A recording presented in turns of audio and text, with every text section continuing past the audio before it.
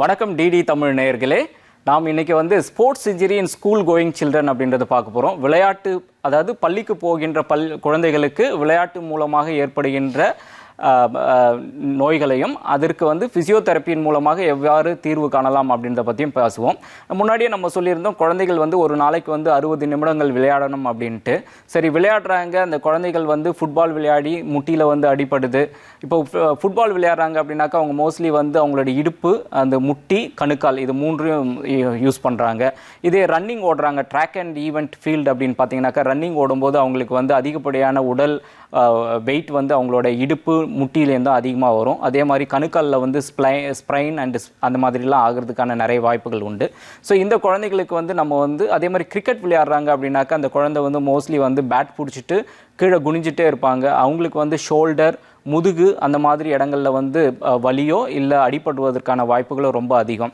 இந்த குழந்தைகளுக்கு இந்த மாதிரி ஸ்போர்ட்ஸ் இன்ஜுரி ஏற்பட்டுச்சு அப்படின்னாக்கா அதில் பீடியாட்ரிக் ஃபிசியோதெரபிஸ்ட்டை நீங்கள் அணுகி அவங்க ஒரு ஸ்பெஷல் எக்ஸாமினேஷன் பண்ணுவாங்க. என்ன கேம் விளையாடுறாங்க, இந்த குழந்தை என்ன ஸ்போர்ட்ஸில் இருக்குது, என்ன மாதிரியான மூவ்மெண்ட் கொடுக்கும்போது இந்த குழந்தைக்கு இந்த மாதிரி பிரச்சனை ஏற்பட்டுது அப்படின்ட்டு ஒரு விரிவாக ஒரு மெடிக்கல் அனாலிசிஸ், ஒரு கிளினிக்கல் எக்ஸாமினேஷன் அசஸ்மெண்ட் பண்ணிவிட்டு அதுக்கு நம்ம ட்ரீட்மெண்ட் பண்ணுவோம். இப்போ சே ஃபார் அன் எக்ஸாம்பிள், ஒரு குழந்தை ட்ராக் அண்ட் ஃபீல்டு ஈவெண்ட்டில் ஓடி போய் அந்த குழந்தை சுளுக்காயிருக்கு அப்படின்னாக்கா, ஒரு கணுக்காலில் சுளுக்காயிருக்கு அப்படின்னாக்கா அந்த குழந்தைக்கு முதல்ல க்ரப் பேண்டேஜ் போட்டு அந்த ஜாயிண்ட்டை இம்மொபைலைஸ் பண்ணுவாங்க. அதுக்கு ஐஸ் கொடுத்து அந்த காலை கொஞ்சம் மேலே தூக்கி வச்சோம்னாக்கா வீக்கம் குறையும், அதே மாதிரி வலியும் குறையும்.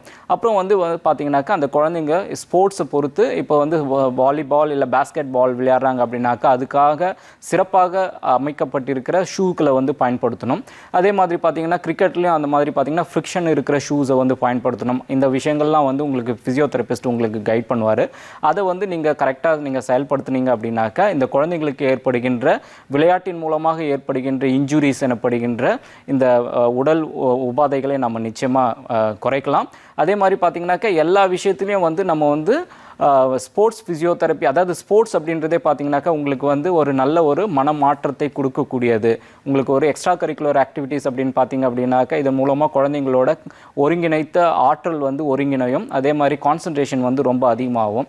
அது பண்ணி இந்த மாதிரி ஏதாவது ஒரு பிரச்சனை இருக்குது, இந்த மாதிரி உடல் உபாதைகள் ஏற்பட்டுடுச்சு அப்படின்னாக்கா நீ விளையாடவே போவேனா, நீ அடிக்கடி வெளியில் போனீனாக்கா விளையாடி இந்த மாதிரி உனக்கு பிரச்சனை வந்துடுது அப்படின்ட்டுலாம் பெற்றோர்களோ இல்லை ஆசிரியர்களோ இந்த மாதிரிலாம் சொல்லாமல் விளையாடுங்க. ஆனால் விளையாடி இந்த மாதிரி ஏதாவது இன்ஜுரிஸ் ஆச்சு அப்படின்னாக்கா நம்ம பீடியாட்ரிக் ஃபிசியோதெரப்பி அணுகி நம்ம பண்ணோம்னாக்கா இந்த பிரச்சனைகளிலிருந்து நம்ம வெளியில் வந்துடலாம் அப்படின்ட்டு பெரியவங்களாய நமக்கு தான் ஒரு நல்ல ஒரு அவேர்னஸ் இருக்கணும். அந்த அவேர்னஸ் மூலமாக நம்ம பீடியாட்ரிக் ஃபிசியோதெரப்பி நம்ம கொடுத்தோம் அப்படின்னாக்கா நிச்சயமாக இந்த விஷயங்கள்லேருந்து நம்ம வெளியில் வரலாம். அதனால் பெற்றோர்களுக்கு ஒரு கனிவான வேண்டுகோள் என்ன அப்படின்னு பார்த்தீங்கன்னா, உங்களோட குழந்தைகளை நீங்கள் விளையாட அலோவ் பண்ணுங்கள்.